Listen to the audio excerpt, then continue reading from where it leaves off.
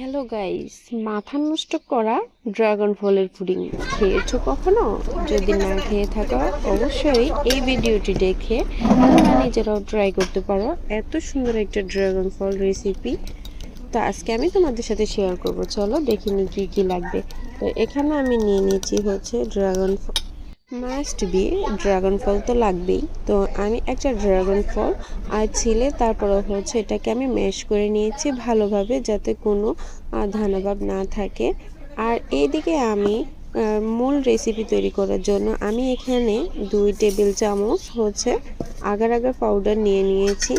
আর সাথে দিয়ে দিচ্ছি হচ্ছে পরিমাণ মতো চিনি। তোমরাও চাইলে তোমাদের পরিমাণ মতো নিয়ে নিতে পারো, যে বেশি মিষ্টি খেলে। তো আমি আমার পরিমাণ মতো নিয়ে নিয়েছি। আর এখানে আমি টোটাল 1 কাপ হচ্ছে আমি দুধ দিয়ে দিয়েছি। আর এটা হচ্ছে লিকুইড দুধ, তোমরা চাইলে গুঁড়ো দুধ দিয়েও করতে পারো। আর এখন আমি একটু দিয়ে দেবো হচ্ছে লবণ, আর হচ্ছে 1 চামচ হচ্ছে কাস্টার্ড পাউডার। আর এটা সম্পূর্ণ হচ্ছে অপশনাল, আমি এটা দিয়েছি এই জন্য যে এটা ফ্লেভারটা যাতে একটু ভালো আসে, এই জন্য। তোমরা চাইলে শুধু দুধ দিয়েই করতে পারো। আর তারপরে হচ্ছে আমি এগুলোকে ভালোভাবে মিশিয়ে নেব, মিশিয়ে চুলার মধ্যে বসিয়ে দেব। আর হ্যাঁ, এটা কিন্তু তোমরা আগে থেকে মিশিয়ে নেবে, না হলে চুলায় কিন্তু দিলে দলা পাকিয়ে যাবে। তারপর আমি এভাবে অনবরত নাড়তে থাকবো, নাড়তে নাড়তে এটা যতক্ষণ পর্যন্ত না বলক আসবে আমি ততক্ষণ পর্যন্ত নাড়তে থাকবো, যাতে দলা পেকে না যায়। যেহেতু এখানে আগার আগার পাউডার দেওয়া আছে, তারপর হচ্ছে কাস্টার্ড পাউডার দেওয়া আছে, তো সেহেতু এটা জমাট বাড়তেই পারে। তো সেজন্য তোমরা এভাবে ভালোভাবে তোমরা এটাকে নাড়িয়ে নিবে। তারপরে হচ্ছে এটা যখন বলক আসবে আমি কিছুক্ষণ এটাকে জাল করব, বেশি না, 2-3 মিনিট আমি এটাকে জাল করব। তারপরে হচ্ছে আমি এটাকে চুলা থেকে নামিয়ে নেব। আর এই যে আমার সেই ড্রাগন ফলটা, তো এখন আমি এটাকে ভালো করে একটু ঠান্ডা করে নেব। অতি ঠান্ডাও না, যেহেতু একটা ফ্রুটস, আর ফ্রুটসের মধ্যে যদি আমরা গরম ঢেলে দিই গরম কিছু, তাহলে কিন্তু গোটা স্বাদটা কমে যায়। তো এজন্য আমি একটু ঠান্ডা করে নিয়েছি, জাস্ট টেম্পারেচারটা ঠিক থাকার জন্য।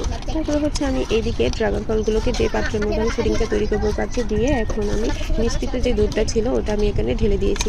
ঢেলে দিয়ে এটাকে আমি ভালোভাবে মিশিয়ে নেব, মিশিয়ে একটা সাইডে রেখে ঠান্ডা হলে আমি ফ্রিজিং করে রাখবো। তো 1 ঘন্টা পরে আমি ফ্রিজ থেকে নামিয়ে তোমাদের সাথে শেয়ার করেছি, দেখো কতটা সুন্দর হয়েছে। তো এখন আমি এটাকে তোমাদেরকে কেটে দেখাবো।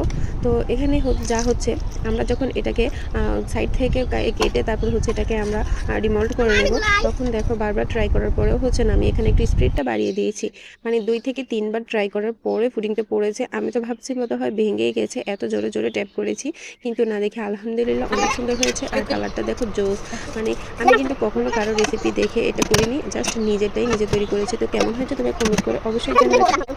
আর এই ভিডিওটি যদি ভালো লাগে সবাই কিন্তু অবশ্যই আমাকে সাপোর্ট করবে। এত সুন্দর সুন্দর ছোট ছোট ভিডিও আমি তোমাদের সাথে শেয়ার করব, যেটা খুব মানে অথেন্টিক, আর কোনো প্রকার কোনো ক্ষতি হবে না এরকম রেসিপি তোমরা পেয়ে যাবে আমার চ্যানেলে। তো সবাই আমার ফেসবুক থেকে দেখলে সবাই ফলো করে দিবে, আর যদি আমার চ্যানেল থেকে দেখো ইউটিউব চ্যানেল, তাহলে তোমরা সেখানে সাবস্ক্রাইব করে দিবে। তো আজকের ভিডিও পর্যন্তই, আল্লাহ হাফেজ।